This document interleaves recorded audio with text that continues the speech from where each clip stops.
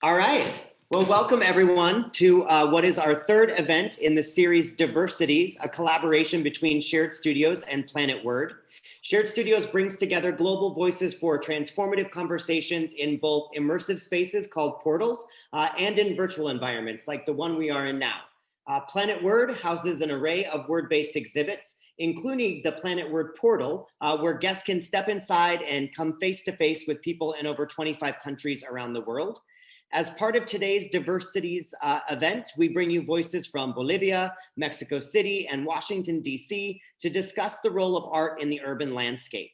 How do cities use art to communicate their identities? How do citizens use art as a way of communicating both with and often against a city? And what does both legal and illegal public art tell us about a city and its citizens? I'm Brandon Furter. I'm the Director of Global Community for Shared Studios, and I'll be moderating today's event. And I'm joined by Rebecca Roberts, the Curator of Programming for Planet Word. Rebecca, do you want to say a few things for the audience about the recently opened, we're so excited, Planet Word? Yes, thank you, Brendan, and thank you all so much for being here. Planet Word opened October 22nd, so it's only been a few weeks. We're in a historic schoolhouse at the corner of 13th and K in Washington, D.C. That's it in my background behind me. And we do have a portal, which we are very much looking forward to connecting to the Shared Studios network around the world. We've already had a couple of really interesting connections. And we're excited for this opportunity to expand those connections with these virtual programs where we can connect more than one city to us here in Washington and explore the role of words and language in all of its forms. Of course, street art is a language of its own, and I'm very eager to hear our panelists today discuss that. And if you're curious more about the museum or about our future portal connections, you can find us online at planetwordmuseum.org. Thanks. But now to the stars of our show, definitely not me. It is our guests. I want to welcome them all. I'll begin with Norke Leaf, a Bolivian transdisciplinary urban artist dedicated to urban art and activism. She is internationally recognized and has won a number of awards. She's also participated in competitions, biennials, and festivals in Bolivia, Brazil, Argentina, Peru, Chile, the United States, Nicaragua, France, Italy, Germany, Denmark, Japan, Canada, Paraguay, and South Africa, just to name a few. So very well known. Norke has also joined us as part of another series called Talking Peace through Shared Studios, talking about the power of art to create peace in the world. Welcome, Norke, to this event with Planet Word. Next up Muchas gracias. So good to see you again. Next up is Andre MX, a multidisciplinary artist from Mexico City. She's developed artwork across Mexico and internationally. Her artwork is heavily inspired by the divine feminine power through a magical, realistic style, and we'll see a little bit of her work as we move through today's discussion. She is looking to reposition the concept of the powerful woman in every scene, sexual, sensual, intellectual, and fertile, acknowledging herself as a creative source of that power. Welcome, Andrea. So nice to see you. And finally, joining us from DC is Mazi Mutafa. Is the founding executive director of Words, Beats, and Life, a hip-hop nonprofit founded in 2002 in Washington, D.C., which uses art to provide student skills for future employment, to bridge communities, and he involves students in the D.C. tourism industry through Walk It Like I Talk It, and does street art tours of DC. So we're going to hear today from both artists and people who are working with students to capture the power of art in the city. Mazi, welcome. Thank you so much. All right, I want to begin today's conversation with a question for both the artists and then one for you, Mazi, as well. For Norke and Andrea, I guess I'm curious, what are you trying to communicate? I know you might communicate a lot of things in your work, but I'm wondering if there's something specific that you are trying to communicate to your audiences in the cities that you do street art. And then for Mazi, I'm just wondering what you hope art communicates to the students that you work with. So we'll start with you, Norke. Okay. Do you hear me? Yes? Yeah. You all hear me? Yes. Okay. Thank you very much, Brandon. Really nice to see you again. Thank you for the invitation and to see you all and to share. I'm gonna again practice my English. Blah, blah, blah. Okay, so well, for me, I think what I search doing my doing painting in the streets is a spiritual healing. I search for that. I search also for consciousness and also for reconciliation with the colors, with the history, with humanity, with earth. I think it's really important to talk about reconciliation when you do art. In my country, I say reconciliation also because people are not used to have this access, public access to art. So doing street art, urban art, some way it's reconnecting people and giving people the opportunity to access to this kind of art and also to be part of it. And I think that's really important. And for me, it's a different levels of connection with people to remind people what we should be working together. I also think it's really important to, through colors, through art, to bring hope and to bring dreams and utopia back to life. It's really important. I think with every mural we do, every piece of art, every time we do a statement of creativity, we are saying we believe in dreams. We believe in another ways of dreaming this world. So yeah, that's why I do create. Amazing. And I want to, in the conversation, I'd like to come back to a little bit later, your use of color and why I know that that you intentionally use a lot of color in your work, and I'm anxious to hear more about that. How about for you, Andrea? What are you trying to communicate in your work? Hola, hi. Well, my work is always changing, you know, the message, because at the beginning, I'm always try to put only my emotions, you know, when I was sad or happy or in love. But now I think that I have a strong message, you know, because it's for everyone. And my art try to decolonize our idea of beauty, you know, try to focus more in the indigenous Mexican beauty, because I think that it's really important to see us in the art, you know. A lot of people here paint like very well, but at the same time, they only paint like, I don't know, another type of faces, you know, not Mexican faces. So for me, that message is important, because if I do this, the kids, the people that want to make art, they are inspired to do, you know, more things. And of course, I try to do, you know, surrealistic things and magic things. And with this, for example, a lot of people when saw it, they say that it's like a virgin, you know, the Virgin Maria. Mm-hmm. And I don't know, this is it's a funny thing to try to say a beautiful message, you know, that is our beauty, our Mexican brown beauty. So for me, that is very important. And of course, the other message is it's about the female, you know, power. Like I'm very focused on that, because I live this always, you know, even in the festivals, it's always like more men's than women's. So for me, it's like very important to be a woman and a painter and try to share this message. Thanks. And with you, Andrea, I want to come back in the conversation to, because I think there's some similarities here in the work that Norke does as well, in painting different representations of beauty, particularly indigenous beauty. And then I'll also want to return to your discussion of your work as magical, and how that fits in. But Mazi, I know this question is a little bit different for you, but you interact with art, you lead street art tours, and you help students kind of see the beauty of art. I'm wondering what you hope art communicates to students, and feel free to kind of play around with that question a little bit also in terms of how you might think about art in the relationship to the communities that you work with. Well, thank you so much, Brandon, for that introduction, and Norke and Andre MX. Your work are both amazing. Thank you so much for making the world a more beautiful place through your creativity. I think so much of what my work is dedicated to is identifying artists as talented as each of you to be able to create work in spaces where there is an absence of imagination. One of the things I often have to do in DC in creating public art is engage with community in its production. This is actually a piece done by a California-based artist named Kate DeCiccio. She's amazing.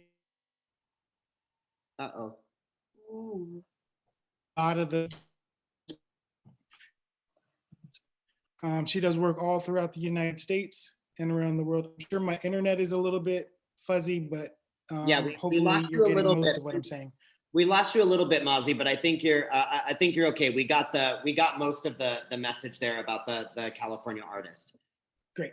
And so a lot of the work that we've done with young people is kind of threefold. The first is for DC youth who attend public schools that don't have arts programming, having them act as assistants to master artists in mural production. This is a piece done by an Italian-based artist from the United States, from Seattle. His name is Addison Carl. This was done at the Veterans Administration here in Washington, DC, and it's a tribute to veterans beginning in the Civil War all the way up to today. And this was done, he was the lead artist, but he worked with some of our former students who are now master artists in their own right to be able to produce this work. And so this idea of collaborating between artists from throughout the United States and around the world with local DC youth gives them an opportunity to not just be inspired by a piece of public art in their community, but actually play a role in its production. And this isn't just true for young people in Washington. We've done work in places like Pakistan, where we work with university level students who are in fine arts programs who had never used a spray can because they're much more based work. And so the last thing I'll say is a big part of what we do is try to blur the lines between fine art, street art, and graffiti by doing events where we bring those three communities together to make public art. Thank you, Mazi. A number of things that you said remind me of both Norke and Andrea's work, specifically the use of the students to collaborate with artists. I know, Norke, you often bring people into the process of creating these works with you. Can you talk a little bit about that? I know that in former conversations, you've mentioned bringing in kind of these indigenous women and helping them see themselves in the artwork that you create. And I'm wondering if you could just talk through that kind of collaborative process a little bit. Okay. Yeah, I think when you come to a mural, to a wall to paint, it's always a surprise. And for me, I think what is the most beautiful experience about it is always like a temple. It's always like a sacred temple that it's building in 2 days, 3 days, because people come and they feel like they can share things with you, like intimate things or history, or maybe desires they have, or maybe they feel recognized with what you're painting, so they tell you things. So I think those experiences it makes it more magical, you know, the exchange, these exchanges that you have when you paint on the streets. And also when you have people that they don't normally are recognized as people that is interested to be on art. It's a beautiful change in society. What I want to explain is, for example, when we take indigenous women or indigenous people and say, this is our history, this is the character that I really want to represent, and it's really important and it's fascinating. These people that are really humbled, they feel shocked, you know, because they are not used to be part of a mural, or they are not used to be the main point of attraction. So also in that way, it's I think it's really important how us artists can change this focus of what aesthetic means, what art means, what creativity means. And in that, I also feel recognized when Andre talks about female aesthetics, or in general, Latino aesthetics, for example, that are always trying to achieve external aesthetic. But instead of that, we need, yes, of course, as artists to deconstruct our education of what aesthetic means, and accept what we are and what makes us beautiful. And that's also a huge struggle that it's not maybe so evident for other countries or other people, but I think it's huge and important how we can how do I say this? Transgredir, like to crush these walls of aesthetics that are imposed in our countries. Yes. So yeah, every time we bring a character that it has been invisibilized for years in history, we are doing something different. We are saying we can create art in our own way, in our own rules, in our own reality as well. Yeah, and I want to, Andre, I want you to have a chance to add to this conversation. And I want to come back to something that Mazi said that I thought was really important, which is the communities where there's an absence of imagination. And I think this touches on what you said, Norke, in terms of people have been put in positions where they aren't even allowed to imagine themselves in these spaces, and art provides a way to open up that space for them to actually imagine and see, and then it creates something beautiful in those spaces as well. I want to, Norke, you also said it's magic, and so I want to come back to Andre and talk about like this, that you work elements of the magic in. What does that mean for you, and what does it mean kind of in this broader conversation of representing a different aesthetic of Mexican women, of indigenous women in general? I think that is a creative way to do a strong message, because for me, if I only paint like a portrait and that's it, for me it's boring, So because I'm an artist and I like to experiment, so that's why I always try to put some element with magic, because for me it's like, I don't know, the process is more funny, and the people sometimes love it and sometimes hate it. Sometimes the people just look at me and they said like, why are you painting this? This is like not real.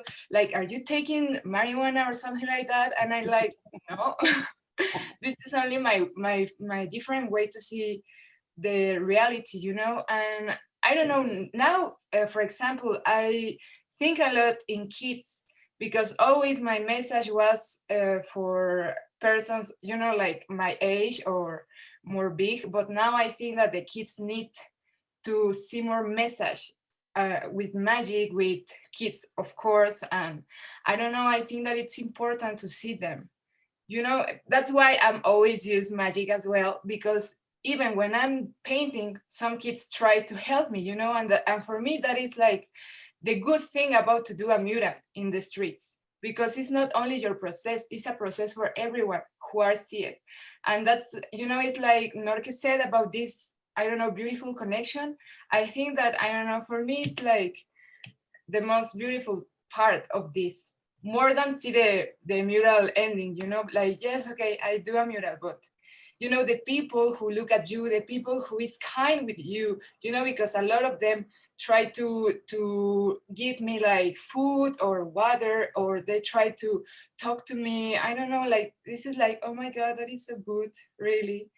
And that's why I put magic, it's another way to, I don't know, connect people, because I think that everyone, I don't know, forget about this magic thing, because a lot of reality, a lot of, I don't know, life is like, no, you need to be, like a adult and that's it. And no, for me, it's like mural, it's the way to escape of that and just like live the magic. I don't know if it's like a little bit romantic, but it's my way to see.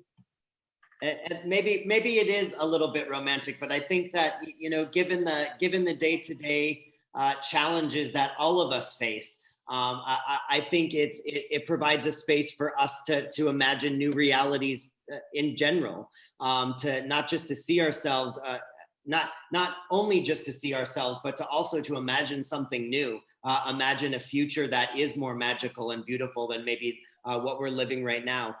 You know, Andrea, you mentioned that part of the joy of painting in a public space and doing public art is that it creates a community around you.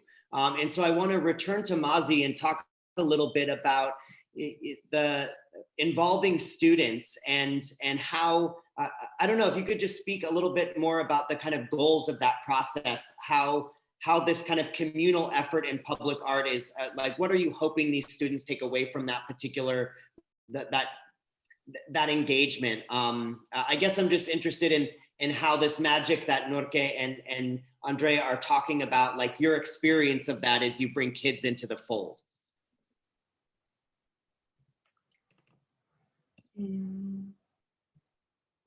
Oh, you're on mute. Is that a question for me?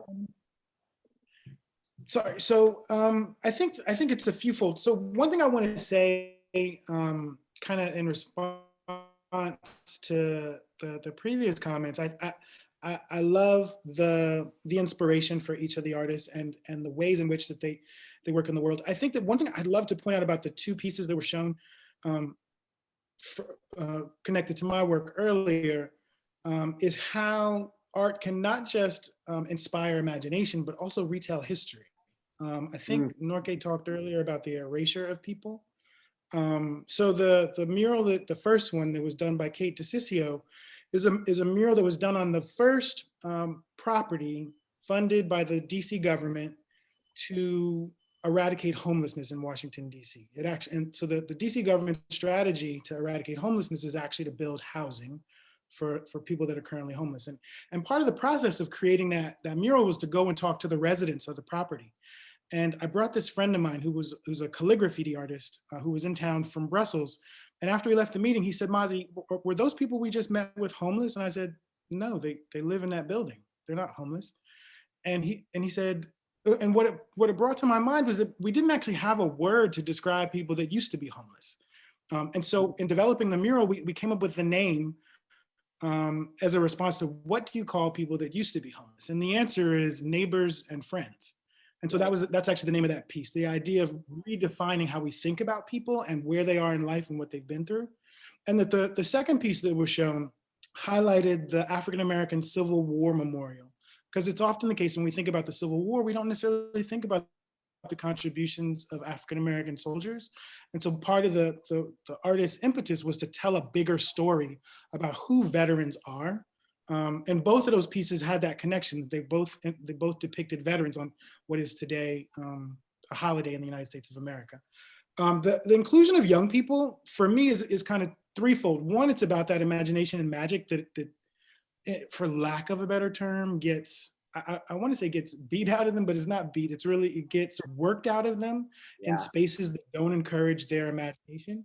Two is having young people be paid to learn and to work with master artists so that they understand that art isn't just, that it has values that are aesthetic and that are communal, but it also has commercial value. And so that they understand that their time and their talent should be compensated, just like the master artists they're working with. And I think three is about allowing young people to play a role in the reimagining of their communities, what public art means and looks like, how it is that they show up in not only the witnessing of it, but in its production. And I think that's really critical. The last piece is, you mentioned the walking tours. We're really moving in a direction of having young people tell the stories of their neighborhoods, especially in Washington, DC, which is a very tourist-driven city. But the people that tell the stories aren't necessarily its residents, are definitely not its young people. And so what do young people have to say about the neighborhoods and communities of Washington, DC? That's really where I see young people playing a major role, because if you can define what your community is, maybe you also get involved in how it gets resources, how it gets developed, who moves into it, and how it is they engage in that community. What role can young people play in this reimagining that both of my fellow panelists are talking about? Yeah, you know, it was building off of this, Mazi, and then something you said earlier about kind of redefining the line between fine art, street art, graffiti. I want to come back to Norke, because I know, Norke, if it serves me right, you were trained as a fine artist, and you made the decision to move out of the gallery and into the street. And part of that comes, you know, I want to then connect that back to something Mazi just said, which is that we often only attribute commercial value to art that's sold in galleries by certain artists that look, you know, that depict certain things. And so I'm wondering, kind of a combination of those two things. One, how do you see your work blurring the lines between what we consider fine art and public art? And two, kind of I want to move us in the direction of, you know, what's the commercial value of your work, and how are you able to succeed and make money when you're creating these things for public spaces as opposed to selling them in a gallery? Oof, okay. I know that's a lot. I'm sorry. It's an intense question. My decision to move on the streets, it's political position. It's really conscious position. It's not like I didn't know it's a random thing. I'm here, you know. I have always, since I study art, I always felt it was too small. Not only in the format, but in the way of thinking, in the system, and in my reality of my country. Because, like I said before, in my country, only the elite people, or, you know, people that has money, has access to galleries or museums. So for me, always have been like a social thing. Like I always loved art, I always loved science, but I always felt while I was studying that this is not enough. I'm doing things for my friends, you know, for the wine, for people that are coming for the exhibit. And this is not enough. This is not connecting with their realities, because they are a lot of realities, of course. And then that's why I studied engraving, because I could decide to do several copies of my work and to share it with people that doesn't have money, and also people that has money, you know. And of course, being a woman, a mother, an artist, I mean, I felt several times while I was doing my career that I was like octopus, you know. You have to do so many things at the same time, and to be brave, and also to be, yes, you need skills to do it. So I think it's beautiful. It's a beautiful, also really powerful experience, because yes, you're grounded, and you learn how to adapt to everything. And when it came the moment to paint on the streets, I think it was so important to be, yes, I think like the first women to be on the streets to paint murals, to say, okay, we women think different than men. We bring other elements on the streets. And that I think was a really huge transformation in my country, in my city, to see a woman on the street painting. And of my battles always been nature. But at the same time, I think, yes, a revolution comes in so many different ways. It's not only me, women painting on the street, it's also the colors, the subjects, and all this matters. Because now, 10 years later, I see a lot of women are inspired, are trying to, are asking me to teach them, you know, these techniques that I learned by watching other people, or by myself, you know. I had the background, like fine art background, but in the street, it was absolutely, well, by myself. So Yeah, I feel great. I feel so honored that now, 10 years later, I have a lot of women, girls that, and also men, young people that are inspired, that they feel like, okay, it's not enough to just study design or art or communication. We are in a world that we need to push the boundaries. I think that's really important, and street art always does that. I think that's the most beautiful thing about the street art, is always pushing boundaries, to say to public people, public art. Well, we are thinking this, even if a government doesn't want to talk about it, or maybe if conservative people doesn't want to talk about it, we are here, we are saying this, and we own this space. And I think that's so important, like Masi talk, to be conscious to that you are part of a community, and what you dream, you have the right to dream and to bring your dreams to the community and work together. So yeah, I think that's so important, that we can achieve younger people, children, to keep dreaming and to be conscious earlier than 30 years old. You know, when normally people are get to 30s and they are asking like, do I really want this in my life? That did I really study what I want? You know, and they didn't even found a space where they belong, or they feel like inspired. So I say this because every time I paint, especially in places that are really conservative, like offices or whatever, people are so happy to just have me there, you know? I can do a line, but they are just so happy because they already convinced the boss to paint a mural in the boring office, you know? So they are like, we're gonna have colors, you know? So it's a little battle, and they are like, we have an artist here. So you feel the happiness of the people, like trying to experiment different things, you know, different realities, different, yeah, so many things, emotional things. So yeah, I think it's really important to reflect about that.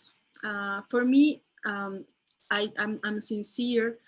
It's not the main thing. Commercial art is not my main thing. My main motor is, yes, my battles. You know, my social battles, my battles as a woman, and that happens to be everybody's battles. I think that's why people support me, you know. And so that's, I think, if you're sincere and you are also, I don't know, searching for how do you say this, bienes comunes, like sharing things, that dreams that everybody has, you will have support, you know. And I think as an urban artist, I always, I mean, organize my painting so I can have paint to paint in a place where they're gonna pay me, and also paint for homeless people, for example. You know, I organize myself, I'm the boss. So I always take consideration of that. How do I organize so I can be ready for any time? Because activism also, well, teach you that, you know, you don't expect, I don't know, money or things to do it. You just do it and you see how you do it. Yeah. Yeah, that's really fascinating to think about the ways in which you find opportunities that provide payment for the work that you're doing, ultimately, so that you can also provide your work to communities who may not have that. Before I open it up to questions for the our attendees, Andrea, I just want to return to you a little bit, because one thing that Norque said is, you know, when she started, she was like one of the only women on the street doing this. And I know that you've said also that you go out and you're kind of the lone woman on the street. And so I'm wondering, you know, how you navigate that. And then also the same kind of question, you know, how do you monetize your own work so that you're able to, you know, do you do something similar to Norque? Or are you, yeah, I'm just curious, you know, I think we often, I'm driving this home a little bit because I think Mazi made such a great point that we often undervalue art and the transformative power of art, and we don't necessarily always pay artists. And so I'm curious to see how you navigate that in this space, both as an artist and as a female artist. Okay, well, I think like now we are like more women, but you know, it's like I told you on festivals, maybe we are like 5 women and then they are all men, and we are like 30 people, you know, or 40. So I think that it's important to create like a community, you know, community of female artists. Because when I start, I learned everything by myself, because a lot of guys don't like to share the everything, the technique, how to do this, how to do that. And then like now I'm doing, for example, is of this community that I'm telling you, because in this way we are, you know, ¿cómo se dice cuidar? Take care of all the girls, you know, because I don't know how works Norque, but when I'm in the streets alone, sometimes it's very dangerous for me, because a lot of guys try to do something with me, and that really pissed me off, you know. It's like, oh my God, it's because I'm only a woman that it's happened to me. So in Mexico we have like this really problem about the violence and insecurity, and more if you're a woman. So I don't know, when I try to work, I always go with a friend, or I try to talk with the people of the house, of the office. But I don't know, it's hard. It's really hard, like, if I can say the truth. And the funny thing, or the happy thing, is like we are more women, really. Because when I start, I remember that it was like 3 years ago, and we are like maybe 10 or 11 new female artists. But now I think that we are a lot, like really a lot. And I love how they try to talk to me, and they try to share me like the experience. And if they have like, I don't know, some question, I can help it, you know. And for example, here in Mexico is very popular now paste up, like more than murals, you know, because a lot of these girls don't have this how I can say conocimiento, they don't know how to do a mural, you know. They don't know how to put the art in big scale. So now I'm trying to work on do some classes, you know, free classes for them, because I think that is really important. I think I do one of these classes maybe 1 month ago, and it was with a female, you know, group. You know, they are feminists and they are fighting for this freedom and for these girls who are dying. So for me, it's very important to share this. And well, about the material and the money, well, sometimes it's commission, sometimes the work that I'm do, they give me the spray can, you know, because what they are going to do with this, but nothing. So they always tell me like, okay, you can take it, and that's why I have like now material.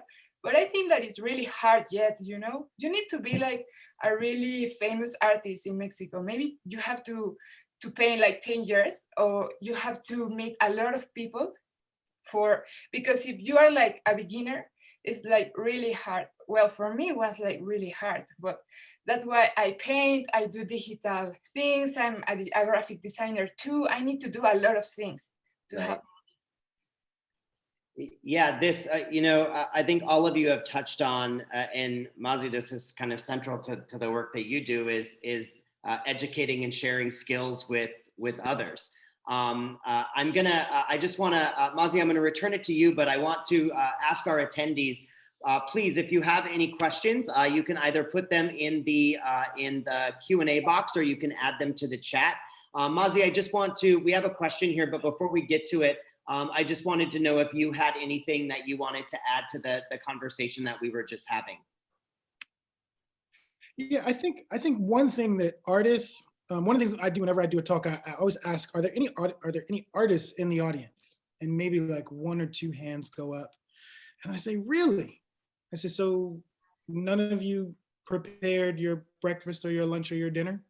And they're like, well, yeah, I did that. I said, so that means you're a culinary artist. I said, how many of you actually dressed yourselves today? Oh, all of you. Okay, so that means you're a stylist. Okay, how many of you use your phone to take pictures? Oh, so you're a photographer.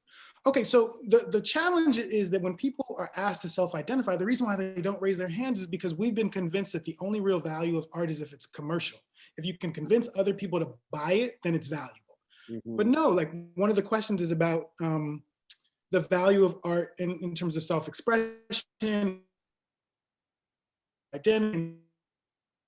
And so thinking about the fact that those people in that office that are so happy to have Norke there, they're happy to have her there probably for a few reasons. One, because she's an amazing artist, but two, because most people's experience with an artist was as an educator, someone who taught them how to do watercolor and then convinced them that their art wasn't good enough to continue to do it. Mm-hmm. So that there's all these closet artists who don't necessarily self-identify, who love the arts, and they see what they could have been if they had dedicated 10 years of their lives or 15 years of their lives, et cetera. And so it's important to recognize that we're all surrounded by artists. Artists are not these monks sequestered away in a mountain someplace meditating. Like, artists are the people that you share space with every day. Their art might not be beautiful enough that you want to buy it from them, but recognize that it still has value to them and for them. The other thing I want to say, especially as people think about the visual arts, especially street art, is that there's multiple points of entry. So each of us has been talking about murals, but another aspect of street art is stickers. Another aspect of street art is stencils. Another aspect of street art are wheat pastes. And if you don't know what wheat pastes are, whenever you see a poster that's glued to something, people can take photos and wheat paste those. So as you're thinking about ways to engage young people, part of the challenge is early or late to convince them that what they're creating has value to them and potentially to the community. So we've done photo projects where photography students, we paste their photos on construction sites so that people passing those sites see the beauty of their photography, what those young eyes see and are able to create. So I think it's just important as we talk about street art to not just think about the pinnacle of it, i.e. the muralist, but to be thinking about the various steps that a young person can engage to be able to still create work that speaks to their life and to their community. Yeah, and I think that Andrea, you brought this up as well, that you were a lot of the young women that you're working with, you know, they're not ready to paint an entire mural, so you're helping them just do paste work. I want to get to some of the questions here because some really good ones are coming in. For you, Mazi, there are some folks who are really interested in teaching of young kids, maybe 7 to 11. About the value of murals and graffiti. Are there exercises or resources that folks might be able to utilize during this pandemic right now, or even thinking through of like how you might introduce kids to this at home at a young age? Because you just said it's really important to introduce them to the value of this when they're really young. I'm wondering if there's any kind of quick activities that folks might do at home to get young people kind of excited about art and to keep that imagination going rather than beating it out of them, as you said earlier. I think one of the keys is before you even begin teaching, ask young people to find the art in their communities. Because the things that they might point to as art might not be things that you're looking for.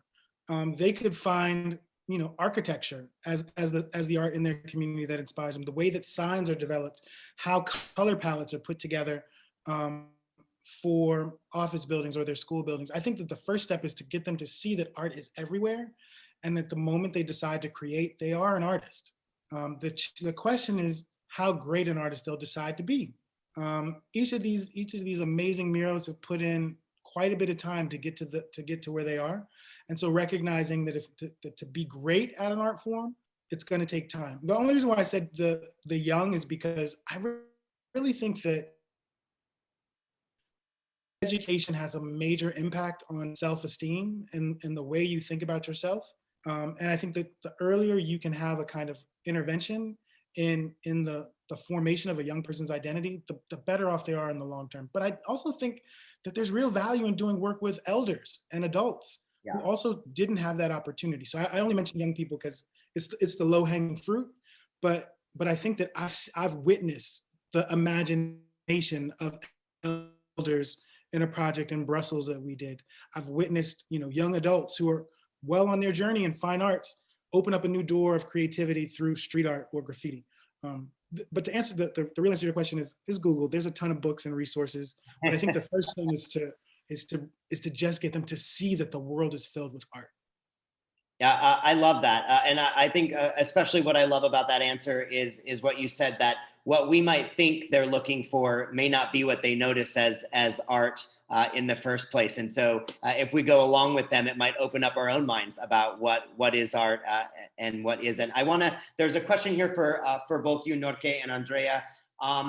How difficult, and maybe Norke, I think you are further along in your career than Andrea is, and so I think each of you might be able to speak to this at a different level. How difficult is it for women artists to get kind of street cred or to gain a following that allows you to start getting commissions and to be more commercially successful? Okay, well. Just coming back to what Masi says, I think that's why it's so important to demystify the concept of art. I think it's really important to talk about creativity in general. And yes, we are beings of creativity. We are surrounded by creativity. Nature is creativity every time. Every time we discover something, some species, it's everywhere. It's like love, it's everywhere. So I think it's really important, yes, when you talk about creativity, people feel more free to say, yes, I do actually search what I'm gonna wear today, or what I'm gonna cook tonight for my friends. I love to cook, and I'm really in contact with that, because here in Bolivia, as women, we are fighting a lot to people recognize that these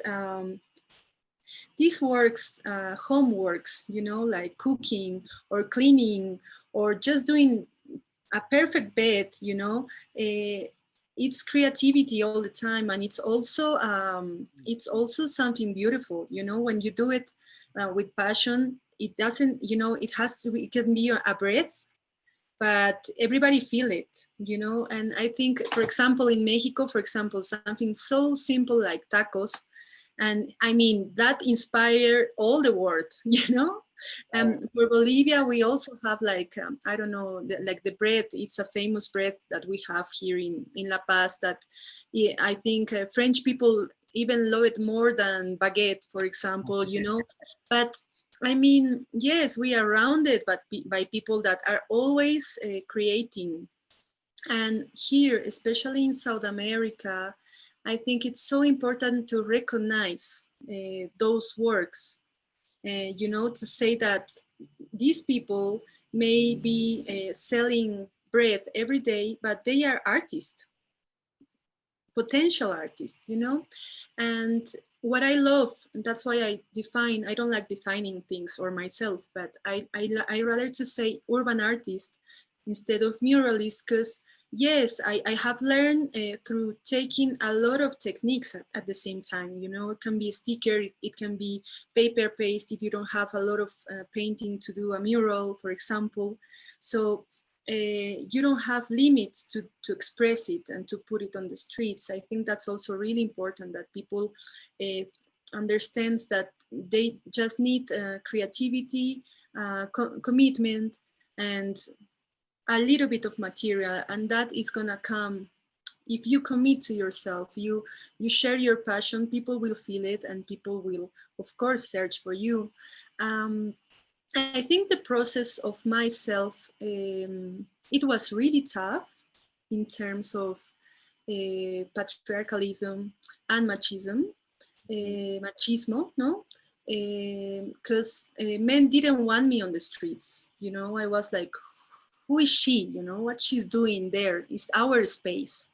You know, they even write messages like, you don't belong here, you know?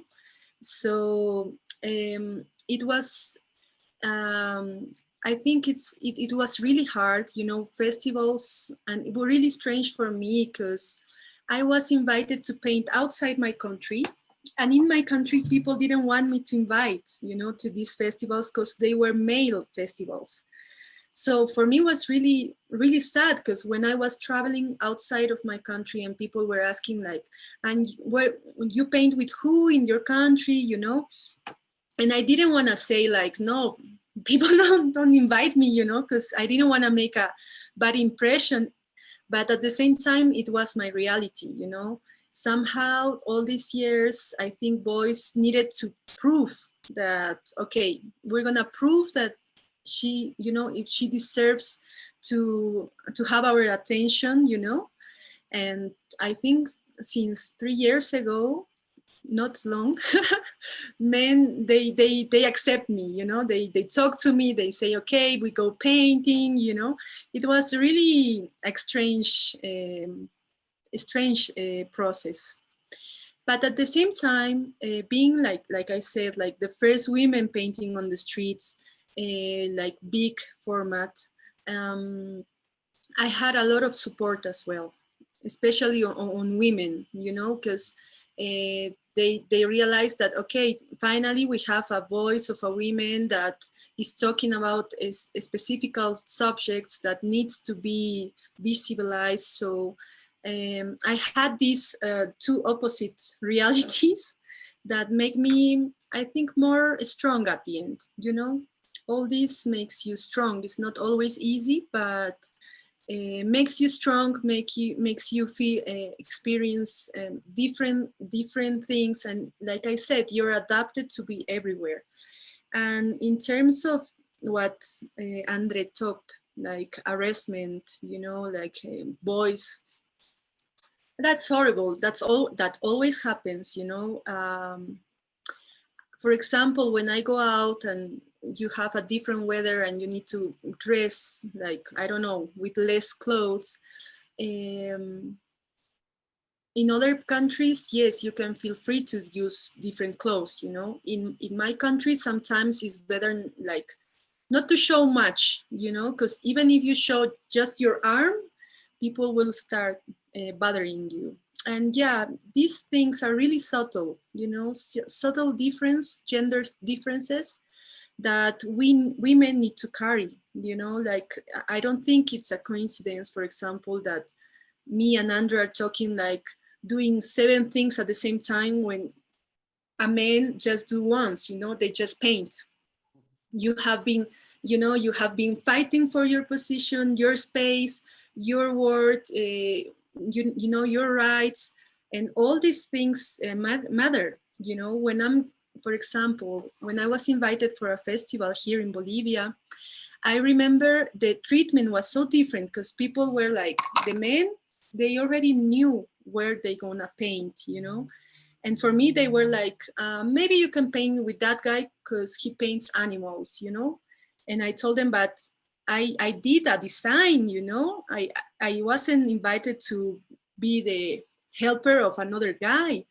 And then they said, for example, you should search for your wall. So you come to a festival where when you already have these things that are not visibilized for everybody, you know, because at the end people just see the results of a festival and they are like clapping and so happy.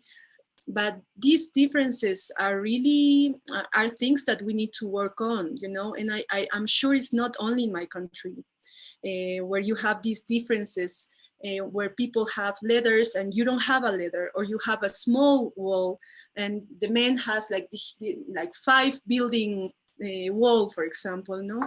And these things, yes, for women, we are struggling, you know. I have struggled for 10 years to say I deserve the same treatment, you know. And I think, yeah, it's really valuable when you have spaces where you can talk about these little details that are make it more more tough. I don't mean, I'm sure it's not only tough for women. Of course, men also have their own struggles, but I think it's important to share it and to be conscious about it and how we together can change these colonial habits, or, you know, machismo habits.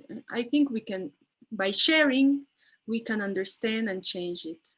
Well, and I'm so grateful that we are able to provide an opportunity for two incredible female street artists to share that struggle with the rest of the world and provide that context.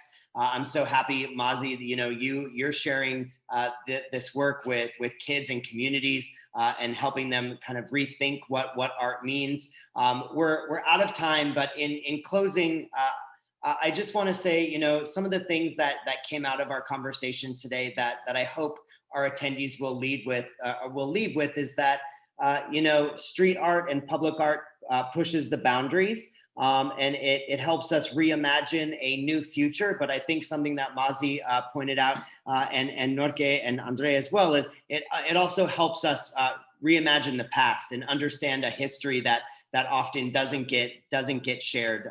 So in this reimagining of the future, it helps us also better understand the past. And this idea of public art pushing boundaries, you know, I think one of the things that I'll leave with from the conversation with today that I think is so important is just pushing the boundaries of creativity and what is creativity and how are we all being creative in our lives, and how can we continue to flex those creative muscles if we actually think about all the things that we do as being creative.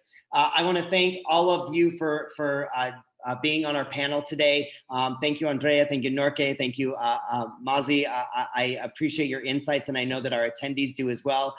Thank you, Rebecca, for the collaboration between Shared Studios and Planet Word. We hope that all of you will come and see the Planet Word portal and the rest of the exhibits. Rebecca, I don't know if you want to say something as we head out. Just thank you all so much for such a fascinating conversation. I wish we could have gotten to some of the questions in the chat, but it just goes to show you there's a lot of things people want to talk about around these issues. So I'm eager to keep the conversation going. Yeah, and please keep the conversation going afterwards. And you can follow our artists on their social media platforms. Please get involved and help out Mazi's organization. And please come to Planet Word and see the exhibits. And you can follow us at sharedstudios.com as well. And we'll be back with one final installment of the Diversity series. We'll be looking at comedy around the world. And then we are cooking up some new virtual programming for the spring in addition to the portal programming. So keep an eye out for that as well. Thank you, panelists, for joining us, and thank you, attendees, for coming together for such a great conversation. I really appreciate it. Inspiring as always. Thank you so much.